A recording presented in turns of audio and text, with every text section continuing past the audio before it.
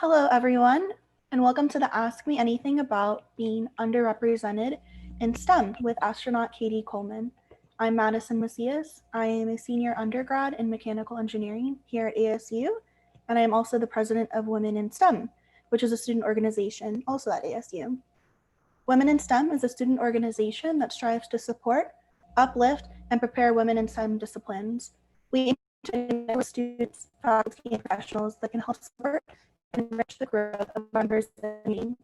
Some of our goals include increasing retention of women in the field, engaging our members in professional development opportunities, community service initiatives.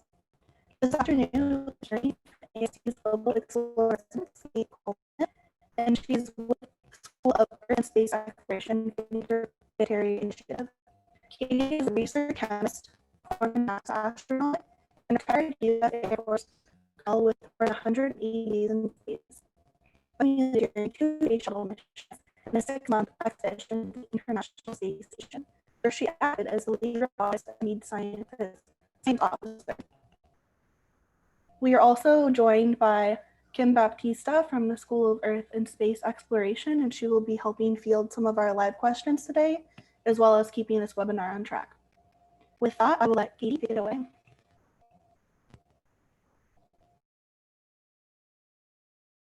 Hello. Hi.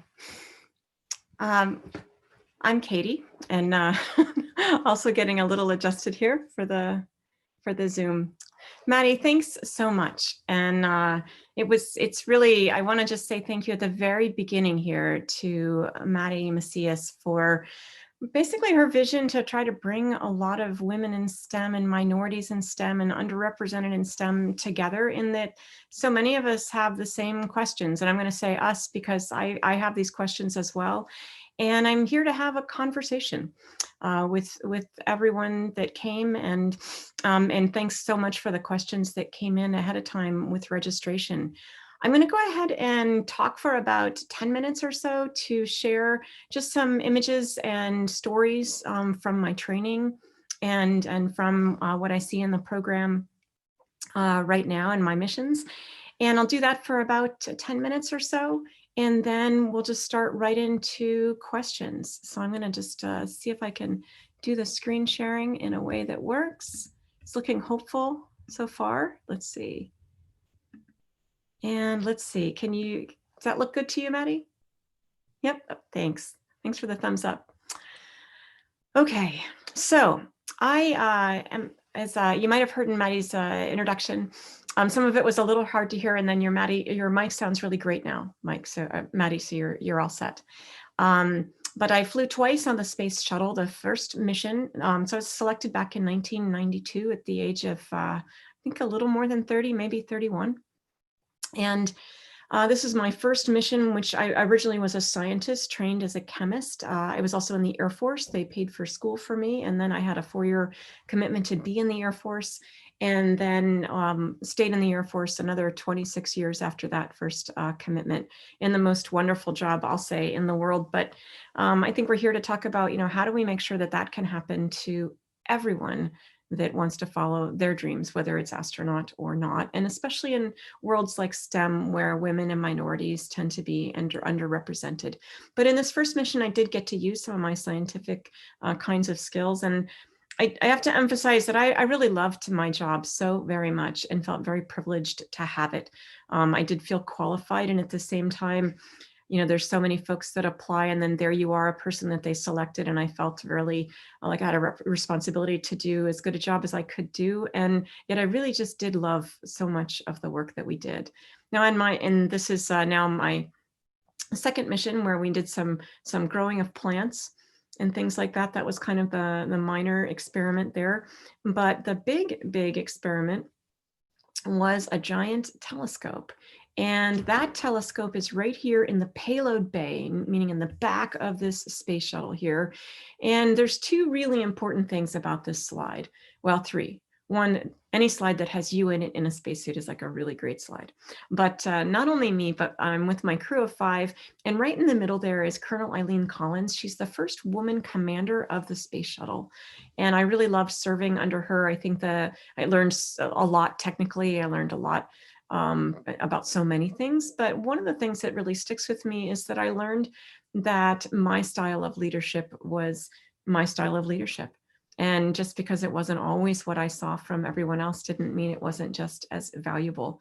But the last thing in this picture, because we are here with the School of Earth and Space Exploration as our sponsor today, and that is where I am a professor of the practice and also ASU's Global Explorer, is in the payload bay of that space shuttle is the Chandra X-ray Observatory, which is the telescope that brings back images that tells us literally everything that you have ever heard about black holes.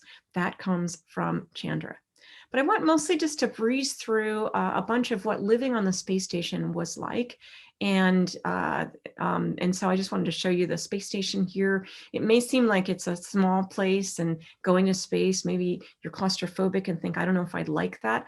That's true of the taxi ride up and down, but not of the space station. It's actually quite huge. It fits on a football field.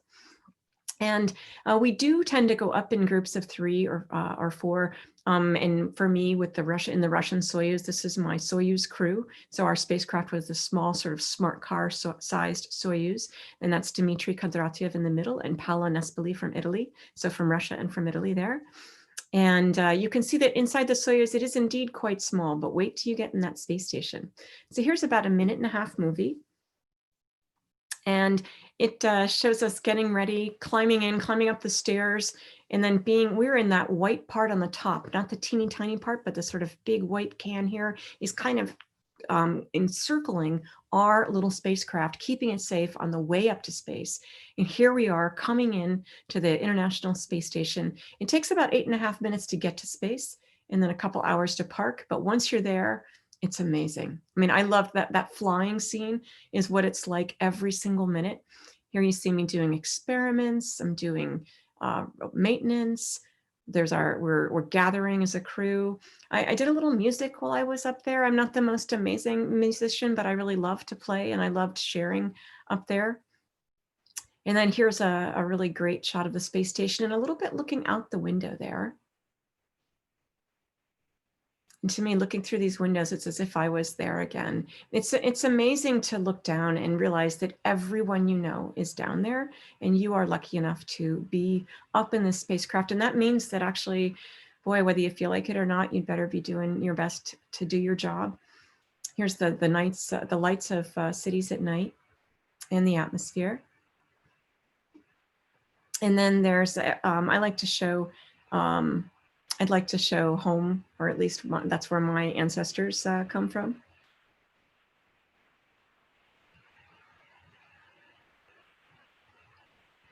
Okay, so about crews, we'll take just another couple minutes just to talk about sort of the people involved. This is our 6-person crew. When we get up to space, there's 3 people there. We arrive as a 3 and now we are a 6. We're up there to do experiments, finding out a lot about, things that we can't find out down here on the ground where gravity really just gets in the way. Finding out what liquids really want to do. Combustion works differently up there. It's not like a candle flame reaching for this, for the lighter gases reaching up. It's a sphere. You can see the space station candle flame on the right there, very different than the Earth one. It's a place that's a lot of fun. And even eating, I will say, is a science experiment. And I spent almost 6 months up there. I would have spent another 6 in a minute if I could have, because I felt like the work we're doing was so important. But just sharing, some of the different people that are doing this kind of work. This is Paolo from Italy. I think you can see he would like to stay too. This is my friend Nicole. We all connect in different ways. Nicole and I have a lot in common because we both have boys that are about the same age. They were about 10, each of us, when we were up on the space station. We were not there together on a mission. She wasn't there the whole time on the space station. She was on a previous expedition, came back on the shuttle. So we had this like sudden, like sort of girl time up there, which was great. This is Scott Kelly. He was on a year-long expedition. Now we look pretty different, I think, as you can see, and yet this is also Scott Kelly. a mischievous guy who's got a sense of humor and a lot to share. Al Drew and I did a lot of robotics together. I did the robotics and he did the spacewalking, and we're going over the plan there. And this is a picture of us just so happy that the day, I mean, we really worked so hard that day and gave it everything that we had, and it took everything that we had. And it took a lot of sharing about what we were good at, what we were not good at. So I really love this picture of Al and I after the talk, or after the spacewalk. And then here's the rest of the crew. 3 people go home, 3 more come. So we're constantly learning how to get along with people. And every lesson that I say about crew applies to you. When there's more than one person involved, you are a crew. And how do we go from being a picture like this of a sort of a portrait to being a crew that really meshes together and swings like 8 rowers in a boat? And why don't we have more crews that look like this, where there's just tons of bunches of women on the cruise? Well, it's kind of a long question, and it's not exactly the question that we're here to answer, but I like to just show you a little bit about what it feels like for me to be an astronaut.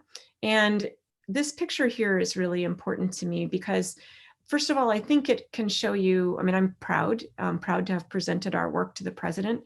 I'm there with the 2 Kelly brothers, Mark and Scott, and they're in our cruise together. And I think that I stick out because I'm wearing the green shirt. But an important point, and I know I'm talking to a lot of people that in a given situation, especially in a STEM situation, feel different, is that even if people are part of the majority, each and every one of us feels a bit alone in every situation, feels a bit like there's something that we bring to the table that people don't see, that we have a hard time helping people to understand that we bring. And I'm reminded of this is it's a photograph of from a movie, and the movie's called Hidden Figures. And this is actually the actress that it's a photograph of, but I like this photograph because it really shows, and I've seen this in so many of the actual photographs from Katherine Johnson's work at NASA, where she is the person in the middle. She is a mathematician with her doctorate who was responsible for figuring out the trajectories for getting people, humans, from the Earth out to space and back home again. And she did that for Mercury, Gemini, Apollo, and the space shuttle. And she did that much in this kind of environment where she's surrounded by men who are typically white. And yet the movie is called Hidden Figures, but here's Katherine, and there's no way to miss her. I mean, in every picture that I've seen of her, she's always the woman of color, of course, but she's brightly dressed. She's and yet she's in a sea of, in general, guys wearing white shirts. So there's no way to physically miss her. And yet we did miss her. And I will say, throughout my career, I often feel different and not maybe perhaps seen. And I think that word seen has a lot to say about it. So just a series of pictures here at the end of just some different reflections that I have on what it's like to be getting ready. This was me the night before our launch. It's actually my 50th birthday, pretty good birthday present. But this is a picture of the class, the astronaut class picked in 2017. And this is their very first day at the Johnson Space Center, taking a picture together. You can see that NASA's gotten better at picking classes that are a little bit more representative of our population. And I look at their faces and I actually get chills because I remember what it was like on that very first day, just thinking, could this be me? Could I really, really be here? And I mean, could they really have picked me? And do I really get to do this job that I've always dreamed of? Now, for many of you out there, astronaut is not going to be that job that you dream of. And that's okay with me. I want the line to stay reasonably short, right? But whatever job you have the right to have that job. If you have a passion for it, then it is meant for you. And so, there's lots to learn. I didn't know anything about parachuting. I like to emphasize that we don't just arrive knowing everything we need to know, or even knowing that we could do everything we needed to do. This is Winston Scott and myself learning about how to operate our big orange spacesuits for the space shuttle. This is Stephanie Wilson. I'm just going to call her the goddess of robotics at NASA. Okay. Stephanie and I are both from Western Massachusetts. I'm talking from there right now. We're friends. I was the chief of robotics for a long time. And Stephanie is somebody that did, I think she has 5 missions so far and maybe more to come. And this is her up on the space station with Dan Tawney, or sorry, it's on the space shuttle. I'm looking around. Space station, sorry, doing robotics on one of her missions. So this is the new, we call them ASCANs, astronaut candidates, getting ready and learning how to spacewalk. And I really want to, point out the woman on the left, which is Tracy Caldwell. I mean, she's wearing a t-shirt and jeans. She's also an astronaut. And in this picture, you could tell, I mean, she is there on, and actually, I actually am really embarrassed that the new astronaut's name just ran out of my head. I'm going to have it for you by the end of the presentation. I'm just so sorry. Anyways, but Tracy's there on her first day in the spacesuit as her support. I mean, there's lots of people trained to get her in that suit, but we support each other. I mean, not just women and women, but guys as well. This is Johnny Kim. This is all their very first days. This is Jessica Watkins. And I like this picture of Jessica getting dressed here. You can tell it takes a big team. That spacesuit weighs 300 pounds. But then look at this picture. This is Laurel O'Hara. And look in the background. Look at the women brightly dressed in the sort of red jackets there. I don't know, but I am going to swear, I'm going to bet you that that is Laurel's mom. Okay. I mean, there is nothing like that first day in the spacesuit. And often you see them standing behind that line. You get to bring somebody with you. So all of us bring people with us on these journeys. This is a photograph of the women astronauts, a little bit my era and a little bit ahead of me, many of whom were mentors for me. Teaching me things like, you know, Cady, you may not have grown up with a mechanical background, but you know what? Using tools is not very hard, and we're going to teach you. This is one of the Canadian astronauts, Jennifer, I believe, from Canada, working the Canadian Robotic Arm. And I like this because I like you to know that all this stuff doesn't just happen in spacesuits, because it happens in classrooms, at desks, over books. But I love this picture of Christina and Anne and Jessica, who this is them on their first tour of the Kennedy Space Center learning some things, but actually they all ended up in a series. They ended up in space together, pairs of each of them. They ended up as a trio, which I thought was pretty cool. And I think it's kind of interesting. I was looking through photographs of the class's training the other day to find some of these. And I often would find pictures of the women together, which I thought was interesting, that we all sort of seem to find each other. Or maybe it's just that it's easy for the guys to find each other, but we make a point of it. And in these last 2 photos, this is their class at the Kennedy Space Center in front of the space shuttle, a place that they've dreamed of being. And this is the future, and hopefully a future that you will be part of.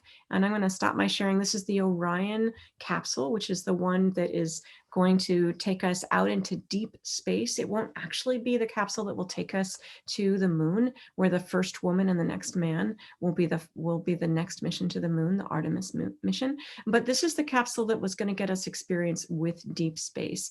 And that's actually me about to climb in there. So I'm proud to be a part of that tradition of figuring out how we're going to get there. So with that, Maddie, I would love to do questions.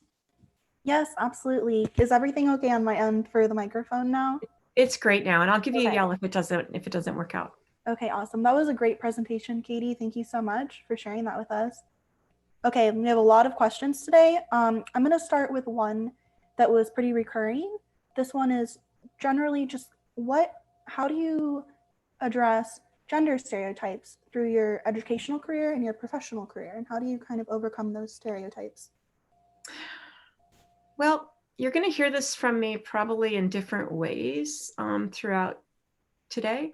And I think the first thing is that you always have to be about the work. You have to be about the mission. You know, you're selected because you have certain qualifications and abilities. And I don't think it's actually fair. I don't think it's right. but I think it still just happens that your chances are, if you're a minority in a field, you're going to be more visible. And I think that I don't think it's correct, but I think you still actually have to just make sure that you are putting your best foot forward, being yourself and bringing all your qualifications. And so to me, that's the first step forward in stereotype kinds of things. I think it's important to realize that all of us have them. I'll tell an abbreviated, really quick story that basically, when I was in college, I went to MIT undergrad, and there's this tall woman from California that was a transfer student that I thought, should she be my chemistry lab partner, where you need a really good lab partner? I don't know. She looks like Miss California to me. And I don't think she looks very smart. I thought that. She looked over at me. She was like, oh, nobody that cute could do chemistry. And so did we pick each other? No. Did we become within weeks lab partners and best friends for life? Yes.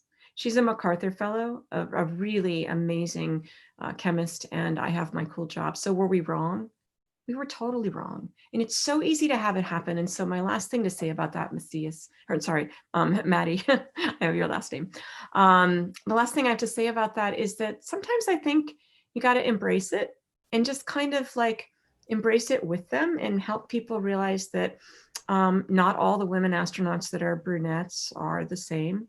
I mean, you have to kind of laugh and go, you're thinking because I'm a brunette that, or let alone if we're same and we have the same hair color and play the same musical instrument, that's actually a real signature of being exactly the same person almost. So I just kind of laugh, but I point it out to them, but I point it out in a way that helps them kind of take another step forward instead of a step back from me, so we can learn together. Thank you so much for that. Okay, let's see what is next. Okay, this is another really great one. How can I stand up for myself or be outspoken as a woman in STEM while avoiding being seen as a troublemaker? It may not be possible, but I think that's okay. I think that when you're somebody who people don't quite, you feel like people don't see you. They may see you, but you feel not quite seen. But when people don't quite know what to make of you, it makes me anyway. I can't speak for you, but it makes me think, okay, so when do I bring up this idea that like clearly they haven't thought about? And I think that you still have, I mean, the value that you bring is the fact that you see things that other people don't see. It's not always convenient, especially when you're bringing up something that sends everybody a few steps back to realize we've got some planning to do. But the sooner you bring that up, the better. And I think trying to bridge it with ways, I mean, especially coming with a little bit of a solution can be helpful. Well, I've noticed that we're all planning to do these things, but there's no way we can all be in those places at the same time. So what if we did this? So I think bringing up something that is a troublemaking point, so to speak, but trying to bring some of the solution as well is one way that can be helpful. Awesome. Great advice. Great advice. Okay. Moving on. What do you believe the best way for the overrepresented is to support those who are underrepresented? In my opinion, and this is where, I can speak for myself, but I certainly cannot speak for others that are underrepresented.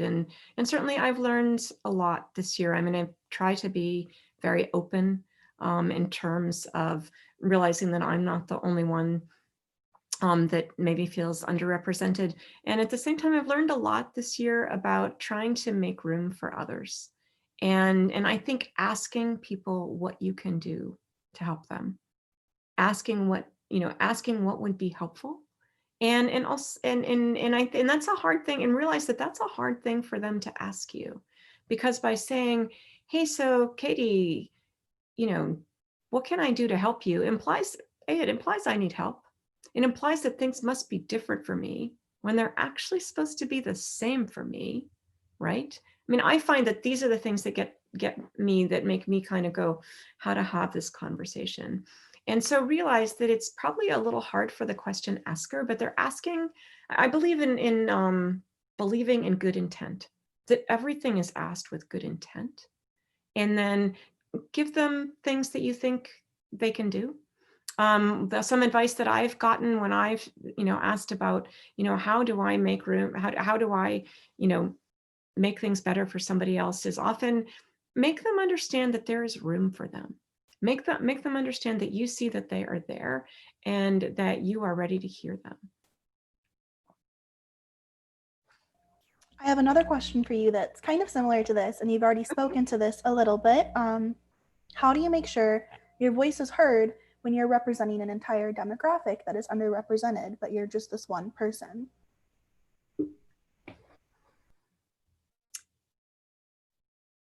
So, Maddie, if I understood that right, when you're just one person, how do you represent others as well? Yeah. How do you speak for the whole, I guess, in the best manner possible?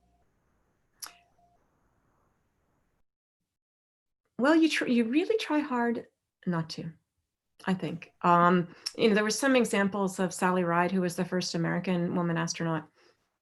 And so whenever they of course were asking her all these things, decisions about what to do and how many of this to bring, and did she prefer this, and all these things. And she basically said, you're not going to have an answer until you talk to the other 6 women astronauts. This is my opinion, but we're not going to go ahead until you show me that you've talked to others. And so actually, insisting on a little bit of rigor. And sometimes I think when you give people a structure, like a you've got to go do this, or there's this many, make sure that you talk to, the following groups, and you talk to at least 2 people in those groups. Or let's find a way to quick survey. But giving people a structure, I think, can help with representation.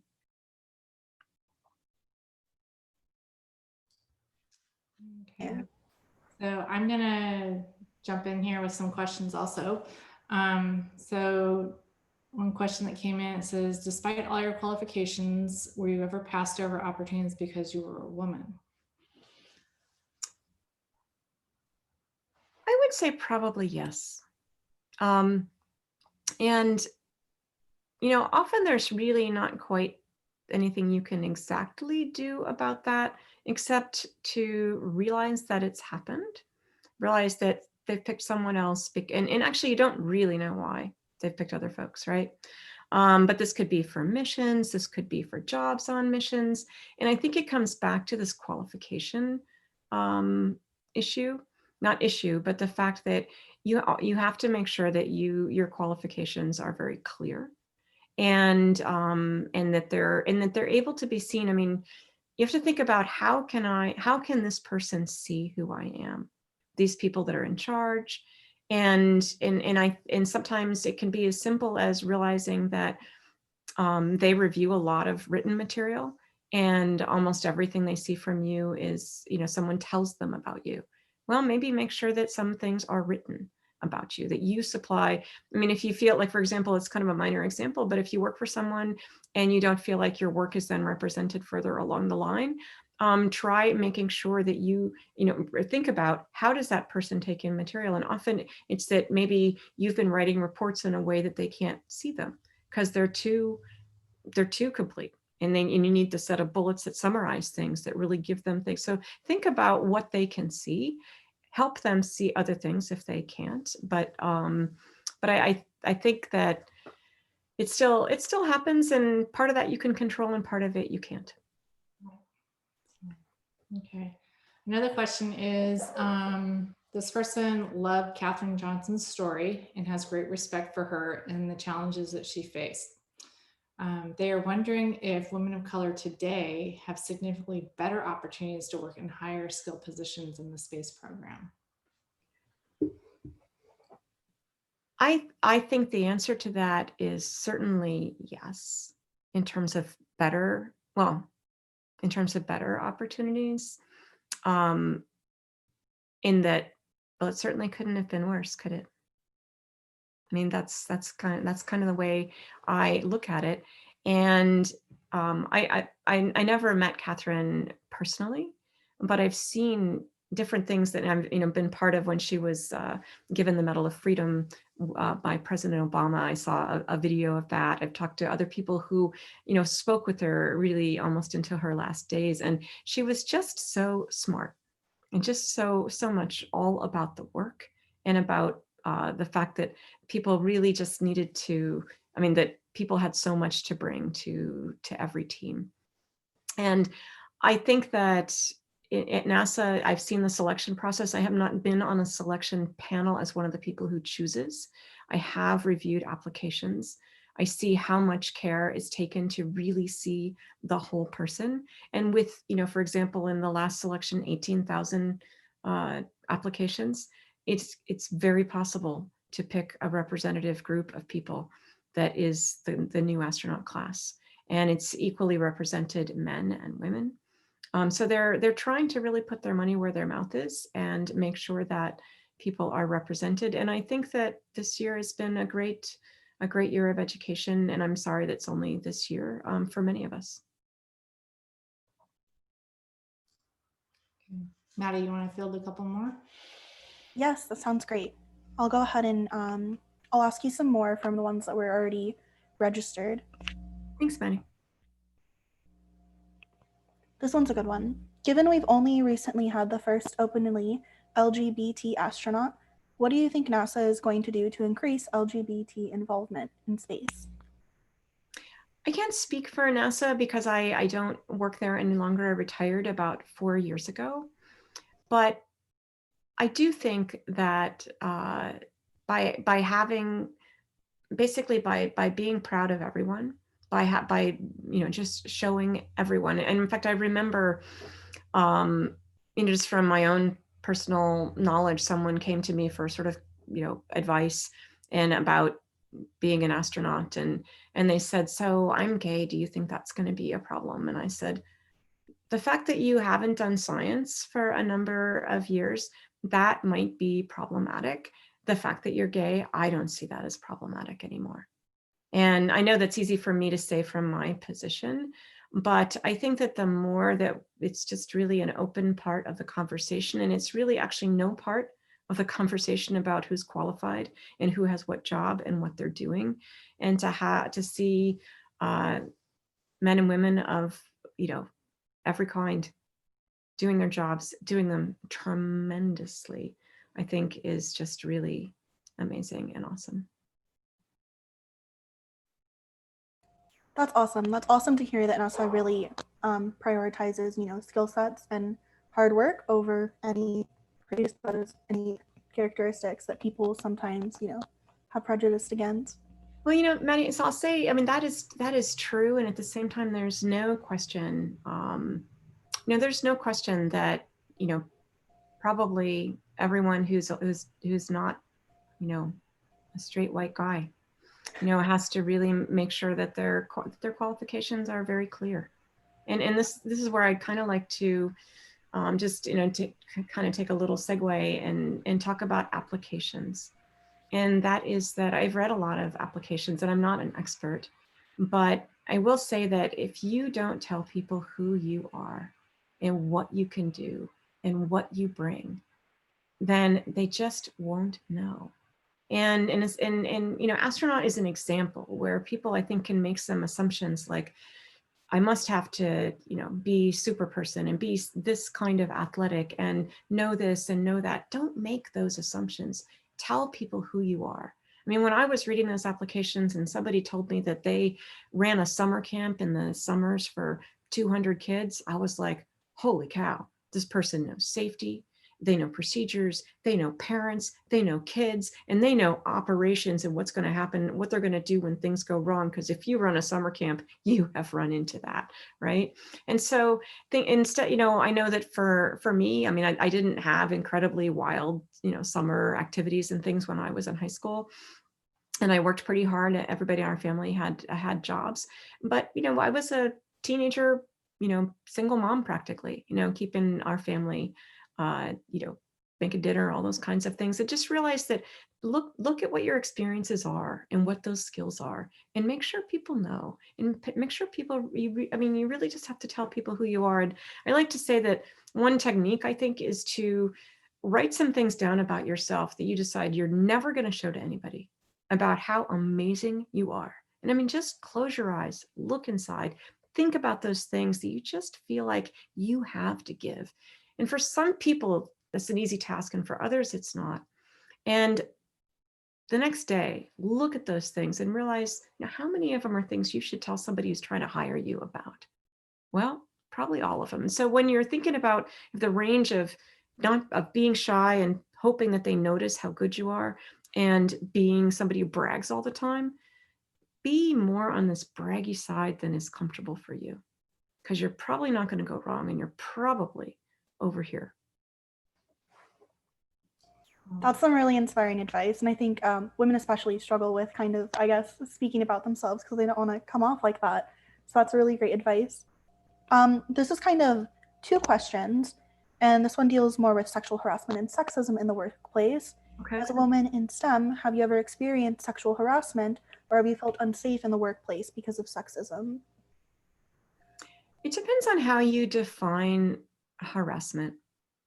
And in terms of being unsafe, for myself personally, I have not ever felt unsafe. And I'd like to just clear up, I think, just a common misconception in terms of just being in what people think is a small space together. And the space shuttle is actually a small space together. And the space station is a larger space together. But in my profession, there is always as much privacy as you would ever want.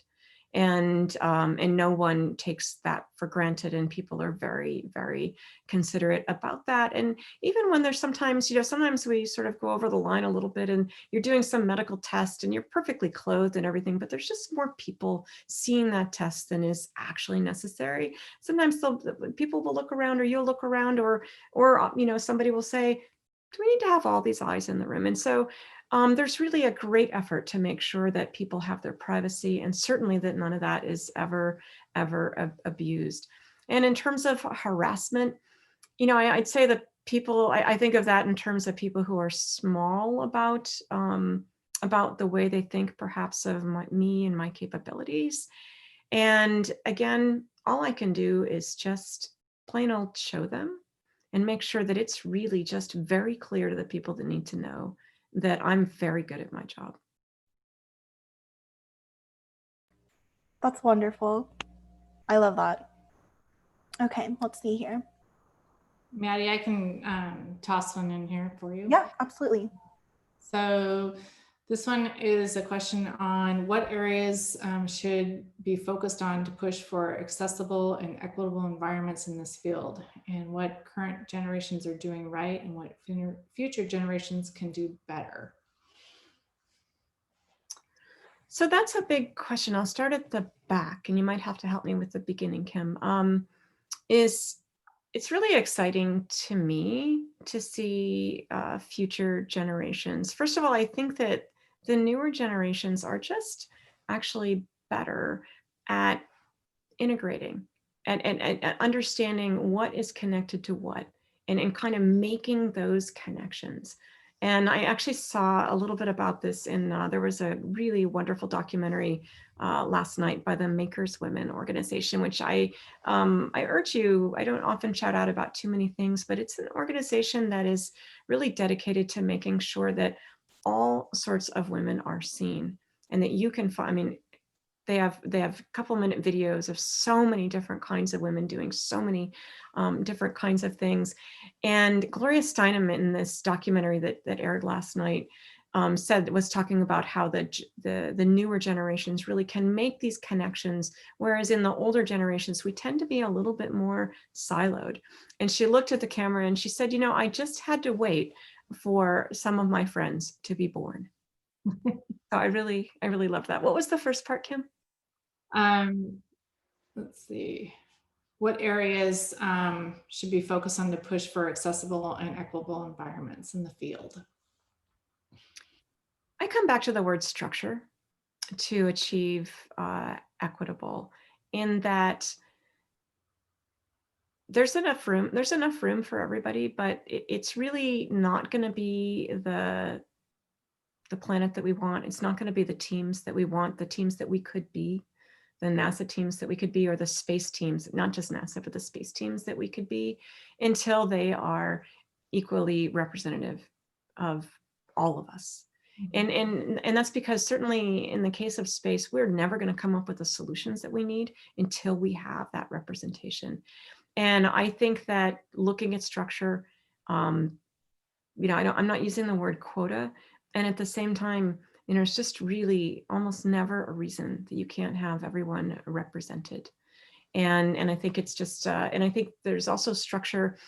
Lindy Elkins Tanton, I think, I know was the leader of the School of Earth and Space Exploration for a long time. And I had heard about that she had a way of conducting faculty meetings that basically had a structure to make sure that everybody was heard. And that was that the meetings were only going to last an hour. They were not going to go longer. And if you once you spoke once, you couldn't speak again until everyone who had something to say was heard from. And so you probably wanted to make that first comment a little short. And so she built this, and I may not have the exact description, but thinking about structure and how can that make it so it's not that you have to look around the table and wonder who has something to say that hasn't spoken, that maybe there's a structure that leads to everybody having a way to speak without having to be noticed that way. We do a pretty good job, I think, Kara. I think so as well. I mean, I notice in the email, even the email chains, in CC, we call it School of Earth and Space Exploration, that people feel free to speak. Mm-hmm. So, okay, Maddie, what do you have? Yes, let me see. Oh, can I bring up something really quick? Yes, absolutely. Which was in one of those discussions, there's a balance. I can talk about my solutions and, but really you're always going to have to find them to fit your situation. And, for example, it would be great if every committee that was picking a new faculty member had equal representation. But first of all, this is a lot of work to be on one of these committees. You can't have the whole faculty on there. You don't want 16 people. I mean, it's just not practical, right? And then the other thing to think about, and I think this is really important, is that if we're asking the few underrepresented minorities and women that we have to be on every committee, then we have to realize that we have made a giant change to their workload. And even if I take out the word every, when you're trying to make sure you have this representation, but we're starting from a point of having few, then we need to make sure that we're not overtaxing the women and minorities who are then having a hard time achieving that bottom line that we've been talking about, of making sure that you're doing the work that you were meant to be to do. And so making a mechanism so that someone can speak up about that without feeling like they're whining, right? Mm-hmm. And I think that's so I would say there was a question earlier about how can you be a better ally. And I think those kinds of situations where with the intent of good, we're actually harming people's ability to achieve is actually a very important thing. And it's very nice if somebody else points it out that's not you. Go ahead, Maddie.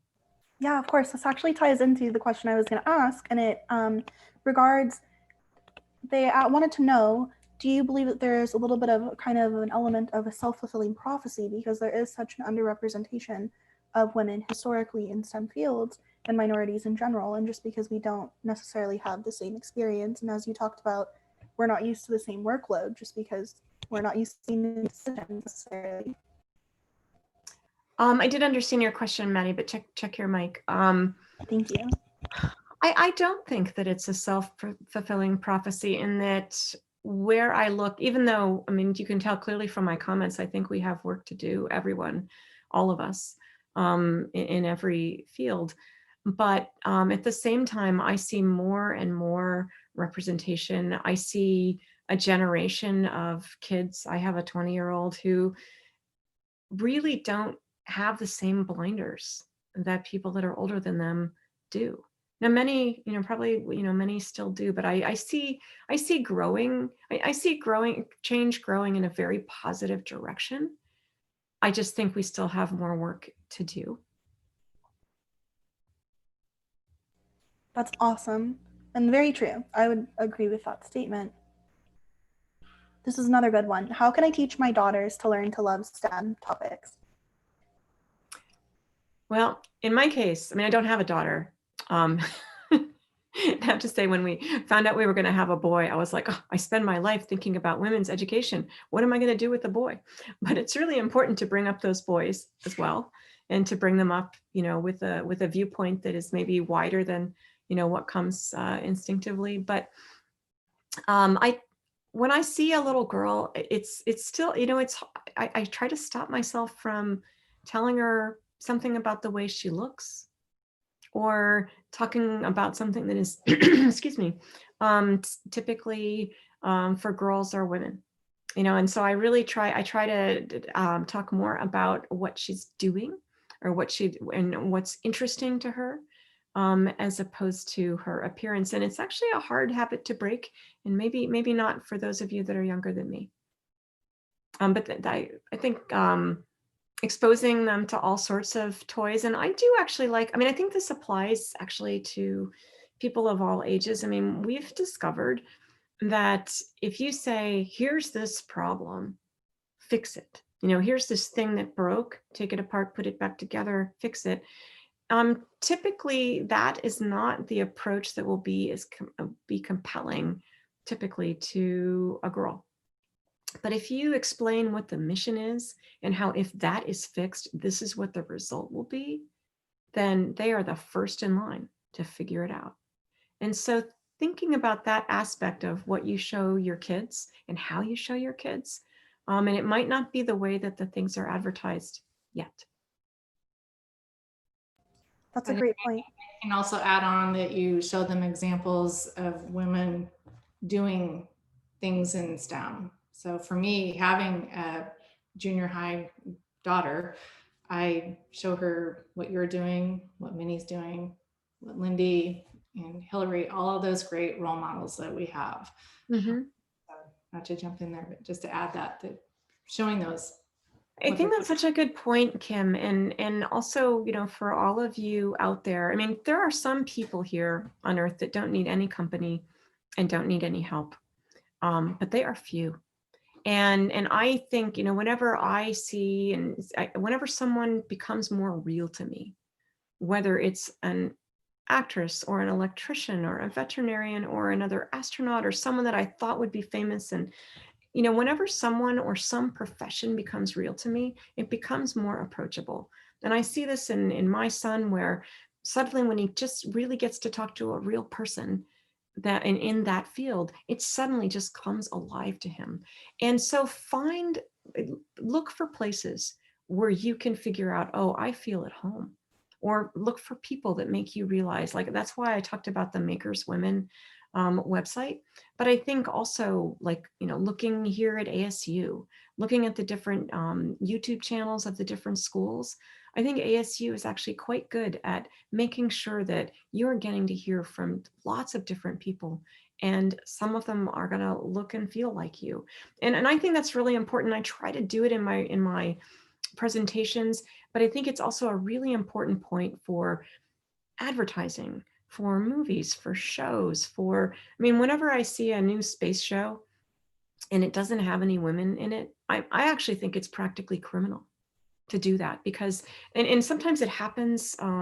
They had a National Geographic show where they were going to be live on the space station, and it was going to be the crew that was up on the space station happened to be all men.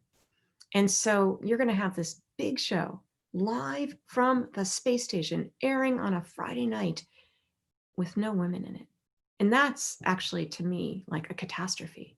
And I was one of the people that got to consult for the show while I was at NASA. And certainly NASA was really interested in helping this as well. And so we made sure that when we talked about spacewalking, when we talked about the different things, we didn't just show the people that were in space who happened to be guys. We made sure that we showed women on the ground or film of women in space, to make sure that when there is a 9-year-old girl watching that show, it doesn't just unconsciously say to her, by the way, not you.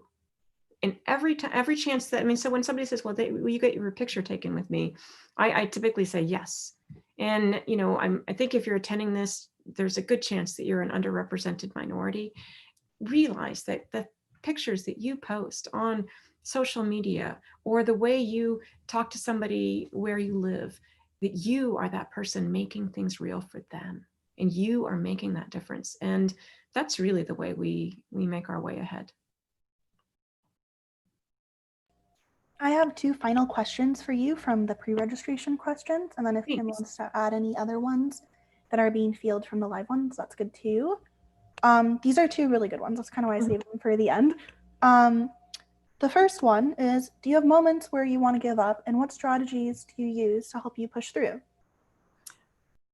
Well, I'll talk about my embarrassing moment earlier here in the broadcast where Jasmine Mobelli's name went out of my head. I mean, and that, I know that's not the kind of thing that you're asking about, but I did just want to mention her. She was the first person I showed, sort of just, you know, popping out of her spacesuit on her very first day there. There definitely are those kinds of days, and I'm kind of I'm not going to say social, but I'm a very collaborative person, and I often go, and I'm the kind of person that when I talk about it with other people, it helps me. And so typically I would talk to my mom or my sister or one of my friends, and especially one of my friends, you know, in the same position, and whether it's a guy or a woman. And if they're my friend, they're probably going to be sympathetic. And at the same time, they're going to tell me something I already know, which is, you know, you're here for a reason. You have those qualifications. Everybody has a bad day. And even if you really don't like, you know, if you really just think, wow, I did not do that very well. Well, there is nothing else to do but get up the next day and try it again.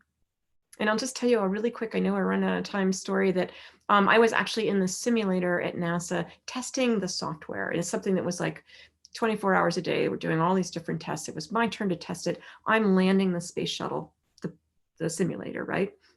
And this is something, I'm not a pilot astronaut. I'm a mission specialist. So I worked really hard to make sure that I was really, it's one stick, really doing that correctly. And there I was trying, staying, looking, everything good, good, good. And then boom, we were on the ground, crashed the space shuttle. And this is a very serious thing because it means the software might be wrong, right? And I'm like, oh, well, maybe, you know, it's not, I'm not a pilot. Well, so then we all looked at the data, things like that. And I went home. It was like midnight. I went home and I was on call the next day too. So I go into the same place. I'm like the doctor on call, the astronaut on call. I go in and you could tell the team is like, it's her. And they said, we couldn't find anything and we just have to run it again. And I'm like, great. You know, so I'm worried. They're worried. I mean, they're all watching me. I'm watching me. I did that actually quite, I mean, landed, good, going, looking good, looking good. Boom, crashed. Well, it turns out that in a table where the space shuttle, the computers are always going, where am I? What's the pressure in the atmosphere? I must be here. What's the pressure in the atmosphere? I must be here. Well, in that table, in the software, a decimal point got misplaced. And it was it made the speed or the altitude so wrong that the computers lost their minds. So it was just the kind of thing that we're supposed to find. And I mean, I felt like, you know, that first time when I walked out in the parking lot and went home, I felt like the worst astronaut ever. And yet it turns out that together we found a problem. So you're going to have days like that, and you just got to be you. That's wonderful. Okay, final question. I think we have 1 or 2 more questions here. I'll be quick.